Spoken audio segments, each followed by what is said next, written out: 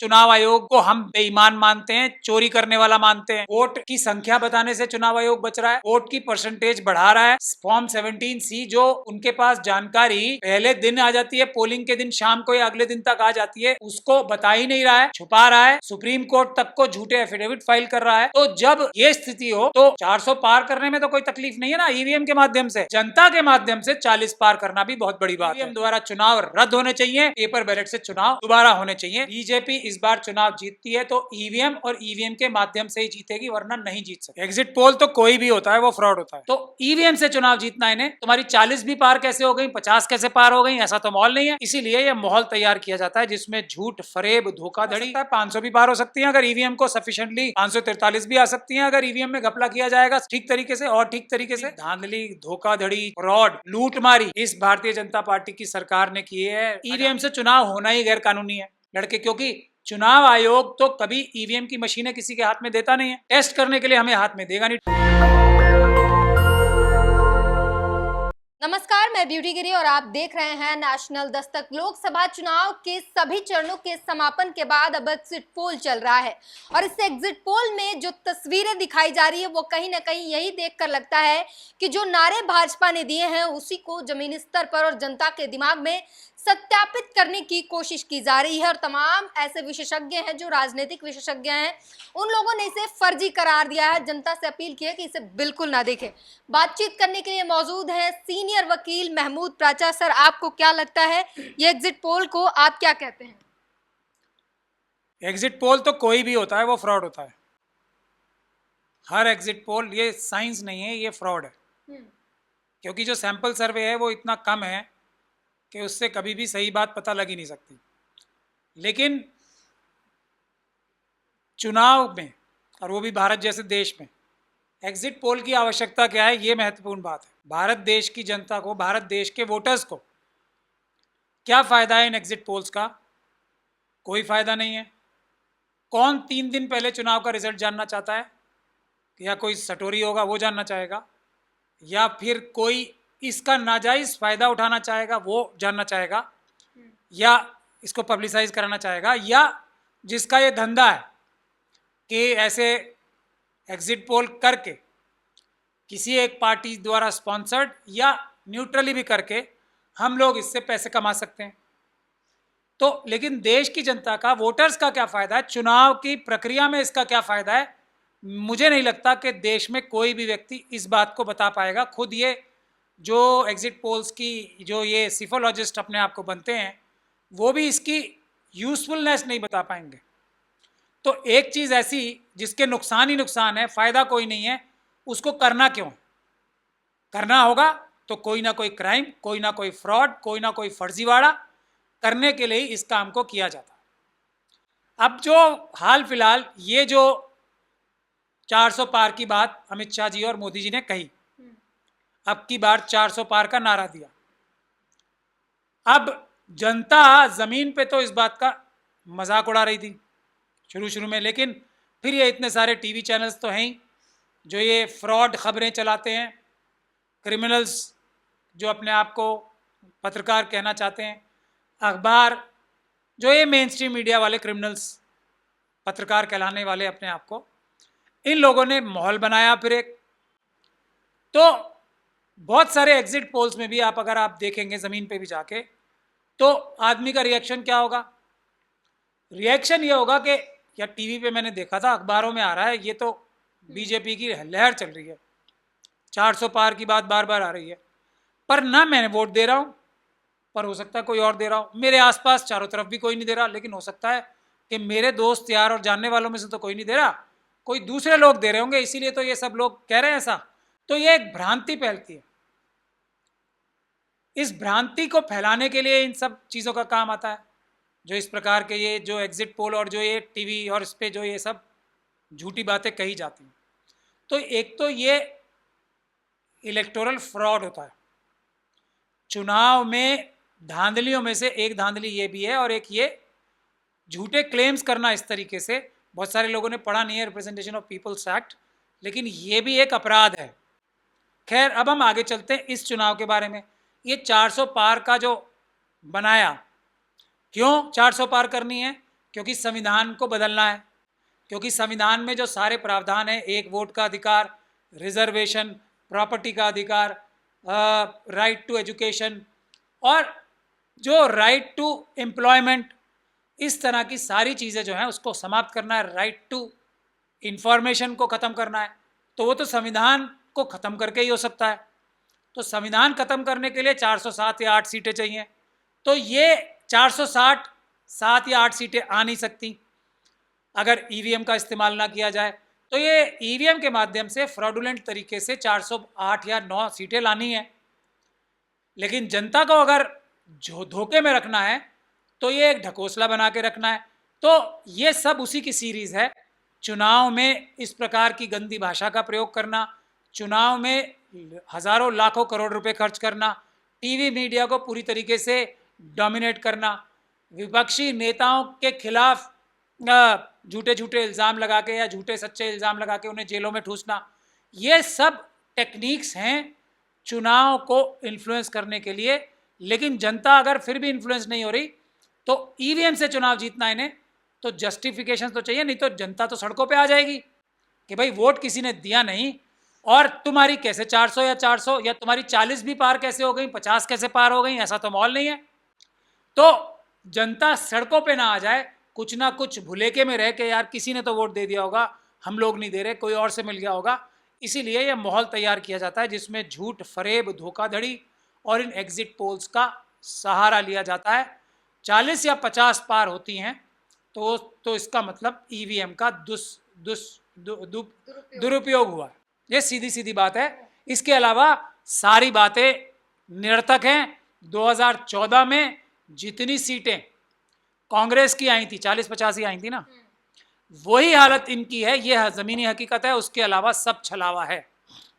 लेकिन अगर अभी मान लीजिए इस एग्जिट पोल को हम फ्रॉड मान ले, फर्जी मान ले, लेकिन जब चुनाव के गणने होंगे 4 जून को, जब गिनतियां होंगी, उसमें भी अगर यही रिजल्ट निकल कर आता है, फिर क्या करेंगे? तब तो मानना पड़ेगा।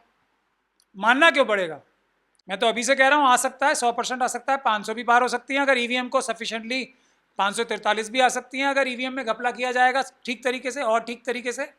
अभी तो 20-1% के करीब ये फ्रॉड होता है इसमें।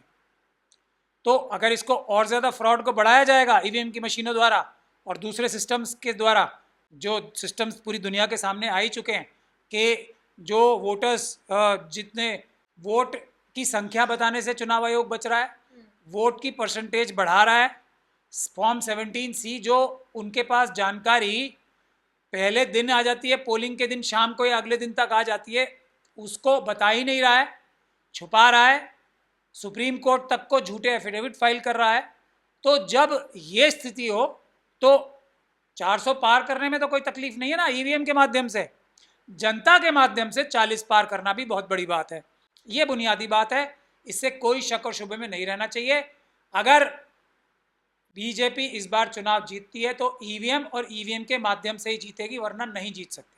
अगर बात हम 17C फॉर्म की कर लें, चुनाव आयोग की बात कर लें, या जो आंकड़े बढ़े हैं, जो 10 दिनों में आंकड़े दिए गए वो बढ़े हैं, अब जनता ये सोच रही है कि जिस तरीके से उम्मीदवार खरीद लिए जाते हैं, उनके नामांकन वापस हो जाते हैं, तो 17C फॉर्म को भी तो खरीदा जाएगा। क्या किया जाए, कैसे पता लगाया जाए कि असल आंकड़े क्या हैं? निष्पक्ष चुनाव यदि होंगे तो 40 पार नहीं होने चाहिए, ये असली आंकड़ा है। इसके बारे में लॉजिक मैंने आपको दे ही दिया। जितनी धांधली, धोखाधड़ी, फ्रॉड, लूटमारी इस भारतीय जनता पार्टी की सरकार ने की है, अडानी, अंबानी, यूसुफ लुलू जैसे उद्योगपतियों, भ्रष्ट उद्योगपतियों द्वारा मिलके, उसके बाद इनकी 40-50 सीटें से ज़्यादा आनी नहीं चाहिए। देश की जनता इतनी बेवकूफ़ नहीं है कि किसी और छलावे धोखे में आ जाए। तो बात यही है कि जन आंदोलन खड़ा करना पड़ेगा। अगर देश का संविधान बचाना है, देश की लोकतंत्र बचाना है, तो जन आंदोलन खड़ा करना पड़ेगा। और जैसे हमने रामपुर में चुनाव लड़के, हमने रामपुर के चुनाव लड़ने से क्या क्या फ़ायदे देश के लोकतंत्र को पहुंचाए हैं वो मैं आपको गिनवा देता हूं। एक तो हमने ये नोटिफिकेशन लिया चुनाव आयोग से कि इस चुनाव में ईवीएम का प्रयोग करने के लिए चुनाव आयोग ने कोई नोटिफिकेशन निकाला था, वरना ईवीएम से चुनाव होना ही गैर कानूनी है। ये हमने कोर्ट के माध्यम से लिया क्योंकि हम रामपुर से चुनाव लड़े। हमने ईवीएम के दौरान ईवीएम की सुरक्षा के बारे में जो झूठे दावे चुनाव आयोग करता है वो सारे एक्सपोज करने के लिए हमने सबूत जुटाए रामपुर के चुनाव लड़के, क्योंकि चुनाव आयोग तो कभी ईवीएम की मशीनें किसी के हाथ में देता नहीं है और ये बोलता है कि मशीनें सुरक्षित हैं, सेफ हैं और ये एकदम सच्ची मशीनें हैं। टेस्ट करने के लिए हमें हाथ में देगा नहीं। टेस्ट कब हो सकती हैं? जब कोई व्यक्ति चुनाव लड़ेगा। तो हमने वो सारे सबूत जुटाए। उसके बाद हमने हाई कोर्ट में एक और पिटीशन लगाई रामपुर के कैंडिडेट की हैसियत से, इंडिपेंडेंट कैंडिडेट की हैसियत से, कि चुनाव की सारी प्रक्रियाएं वीडियोग्राफी होनी चाहिए, सारी प्रक्रियाओं की वीडियोग्राफी होनी चाहिए। तो वो हमें ऑर्डर कोर्ट से मिला। तो पूरे देश में 543 की 543 सीटों पे और दूसरे असेंबली सीटों पर भी चुनाव आयोग को बाध्य होना पड़ा कानून के तहत वीडियोग्राफी कराने का। अब ये सब सबूत मिलेंगे। चुनाव आयोग ने जो धांधलियां की है ना उनके भ्रष्ट अधिकारियों ने ईवीएम के माध्यम से या दूसरे माध्यमों से, वो सब पकड़े जाने के सबूत हमने जुटा लिए। तो इस प्रकार से जो सबूत जुटाए जाएंगे वो जब जनता के सामने आएंगे कि इस प्रकार से धोखाधड़ी, धांधली, किस प्रकार से जो वोटर लिस्ट में से जो वीकर सेक्शंस थे उनके नाम कटवाए गए, शेड्यूल कास्ट, शेड्यूल ट्राइब के, माइनॉरिटीज़ के, ओबीसी के लोगों के नाम कटवाए गए, जो भारतीय जनता पार्टी को वोट नहीं देंगे उनके लोगों के नाम कटवाए गए, कैसे लोगों को वोट डालने नहीं जाने दिया गया, कैसे पुलिस और प्रशासन का गलत इस्तेमाल करके लोगों को वोट डालने से दूर रखा, कैसे लोगों को चुनाव में नॉमिनेशन पेपर नहीं भरने दिए भ्रष्ट रिटर्निंग ऑफिसर्स ने। वरना कानून तो ये है ना कि सबको ज़्यादा से ज़्यादा चुनाव लड़ने का मौका मिलना चाहिए और चुनाव के जो नॉमिनेशन पेपर्स होते हैं, जो नामांकन पत्र होते हैं, वो बहुत ही आसानी से भरे जाने चाहिए, किसी में कोई ऑब्जेक्शन नहीं उठानी चाहिए, ये कानून है। तो किस प्रकार से एक एक स्टेप पे रोड़े अटकाए, ये सब हमने वो वीडियोग्राफी में जो हमने चुनाव आयोग को डायरेक्शन दिलवाई हैं दिल्ली हाई कोर्ट में महमूद प्राचा वर्सेस इलेक्शन कमीशन के केस में ही, जो 24 जून को हमने जो डायरेक्शन दिलवाई है वो भी काम आएंगी। ये सब चीज़ें जब हमारे पास आ जाएंगी तो जनता के सामने सारा सच का सच और झूठ का झूठ सामने आ जाएगा। उससे देश की जनता की आंखें खुलेंगी कि यदि उन्हें देश बचाना है, संविधान बचाना है, तो मतपत्र यानी कि पेपर बैलेट से ही चुनाव करवाने हैं, वरना इस प्रकार की धोखाधड़ी रोकने का कोई तरीका है ही नहीं। धोखाधड़ी रोकने का कोई तरीका नहीं है, आप कह रहे हैं। आपने लगातार मांग उठाई ईवीएम से चुनाव नहीं होने चाहिए, इस तरीके के सबूतों की बात करते, पर इन सबूतों का क्या फायदा जब चुनाव ईवीएम से ही हुआ? सुप्रीम कोर्ट में जब याचिका डालते याचिकाएं खारिज हो जाती हैं, सुप्रीम कोर्ट सीधे सीधे चुनाव आयोग के फेवर में वो जो फैसला सुना देता है। और अब दिमाग में कहीं ना कहीं ये है कि जिस तरीके से 400 पार की बातें हो रही है, चुनाव जो गणना होगी उस दिन 400 पार आ भी जाएगा, सरकार बन भी जाएगी और 5 साल के लिए छुट्टी हो गई, वो अपनी मनमर्जियां चलती रहेंगी और किसी का कुछ नहीं होगा। ऐसे तो डेमोक्रेसी, जनतंत्र और संविधान हाईजैक हो जाएगा ना, ये तो हम नहीं होने देंगे। तो इसीलिए हम अभी से कह रहे हैं, ये चुनाव चाहे इंडिया गठबंधन जीते चाहे एनडीए जीते, ये बात इस देश में तय होगी कि इसके बाद कोई भी इलेक्शन ईवीएम से नहीं होगा। और ये देश का कानून आज भी है। कानून क्या कहता है? आज भी अगर कोई चुनाव अनाउंस होने हैं तो वो पेपर बैलेट से ही होने हैं। चुनाव आयोग को हर चुनाव से पहले एक नोटिफिकेशन लाना पड़ता है, एक आदेश पारित करना पड़ता है कि ईवीएम से चुनाव कराने हैं, तो वो आदेश पारित नहीं होने दिए जाएंगे।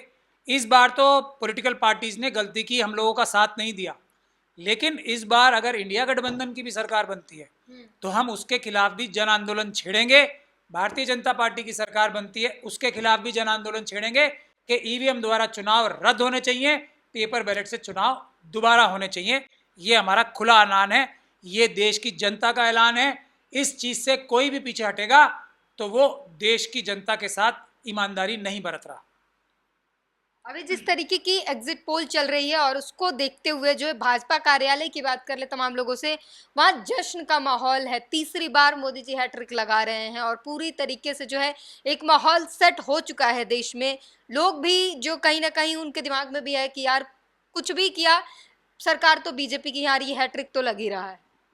धोखाधड़ी करके, फ्रॉड करके अगर सरकारें बनेगी तो भारत देश की जनता का क्या होगा, भारत का क्या होगा, भारत के संविधान का क्या होगा?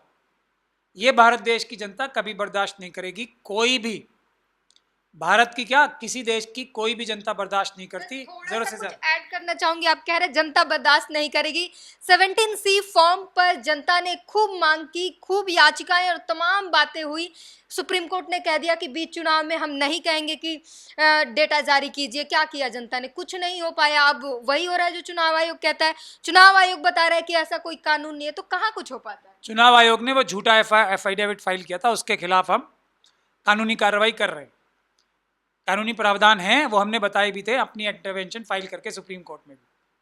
खैर, तो अभी तक जो सुप्रीम कोर्ट में पिटीशन लड़ी गई है वो बगैर सबूतों के लड़ी गई है, आधे अधूरे मन से लड़ी गई है, इसलिए हारी गई है। हम सारे सबूत इकट्ठे करके रामपुर से भी और देश भर से भी दोबारा पिटीशन डालेंगे।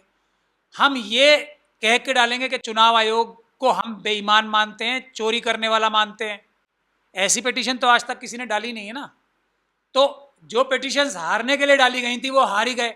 हम रामपुर की भी इलेक्शन पिटीशन डालेंगे, उसमें भी हम सारे सबूत दिखाएंगे। तो ये पिटीशंस पहली बार तो जीतने के लिए लड़ी जाएंगी, जो हम लोग डालेंगे, हारने के लिए नहीं लड़ी जाएंगी। दूसरी बात, जन आंदोलन तो इस बार होगा ही होगा, क्योंकि जनता देश की बहुत सहिष्णु है। उसने संविधान पे भरोसा रखा हुआ है, उसने सुप्रीम कोर्ट पे भरोसा रखा हुआ है, उसने इलेक्शन कमीशन पे भरोसा रखा हुआ है। ये सब संस्थान अगर उसके भरोसे को तोड़ेंगे तो जनता तो सबसे बड़ी मालिक है ना देश की, वो सड़कों पे आएगी। मैं तो पहले भी इस बात को कहता हूं, अगर न्याय चाहिए, खास तौर पे उस समय जब डिक्टेटरशिप की कगार पे खड़ा है देश, जब भारत देश के संविधान की धज्जियां उड़ाने के लिए रूलिंग पार्टी के लीडर्स खुलेआम बोल रहे हैं, तब जनता को सड़कों पे आना पड़ेगा। अगर अदालतों से न्याय की उम्मीद करनी है तो सड़कों पे भी आना पड़ेगा। अगर 100% न्याय चाहिए तो उसका 80% जो है न्याय मिलेगा सड़कों से, पीसफुल प्रोटेस्ट के जरिए से, संवैधानिक प्रोटेस्ट के जरिए से। 20% अदालतों में केसेस डाल के मिलेगा। इस 80 और 20% का, यानी कि जन आंदोलन, पीसफुल जन आंदोलन, संवैधानिक जन आंदोलन और अदालतों में अच्छे पक्के सबूतों के साथ मुकदमे डाल के, ईमानदारी के साथ, बहादुरी के साथ केस लड़ने का जब कॉम्बिनेशन होगा तो कोई भी तानाशाह, कोई भी भारत के संविधान को डायरेक्टली या इनडायरेक्टली खत्म करने वाला, राज करने वाला नहीं बचेगा। संविधान को प्यार करने वाले, संविधान को मानने वाले ही जनप्रतिनिधि बचेंगे। ये भारत देश की जनता के बारे में हर एक तानाशाह सुन ले, हर एक आरएसएस और बीजेपी का व्यक्ति जो आज खुशियां मना रहा है, ये ध्यान से सुन ले। इसको चाहे वार्निंग समझें या सलाह समझें, इतनी अति नहीं करनी चाहिए जो जनता सड़कों पे उतरने के लिए मजबूर हो जाए। तो बड़ी बात कही इन्होंने, और साथ ही साथ ये भी कह दिया कि एग्जिट पोल हो या 4 जून को जो गिनतियां होंगी उसको देखकर होपलेस नहीं होना है, बल्कि जन आंदोलन खड़े करने हैं और जो भी गलत हो रहे हैं उसका हिसाब जन आंदोलन से होगा। 80% सड़क से न्याय मिलेगा। इस पूरी बातचीत पर अपनी प्रतिक्रिया जरूर दीजिए। कैमरामैन आशीष के साथ ब्यूटी गिरी, नेशनल दस्तक। नेशनल दस्तक की आपसे गुजारिश है कि अगर इसको बचाना चाहते हैं तो नेशनल दस्तक को सब्सक्राइब करने के लिए रेड कलर के सब्सक्राइब बटन को दबाएं, फिर बेल आइकन की घंटी दबाएं। नेशनल दस्तक को बचाने के लिए बहुत जरूरी है कि हर खबर को शेयर करें, लाइक करें, कमेंट जरूर करें।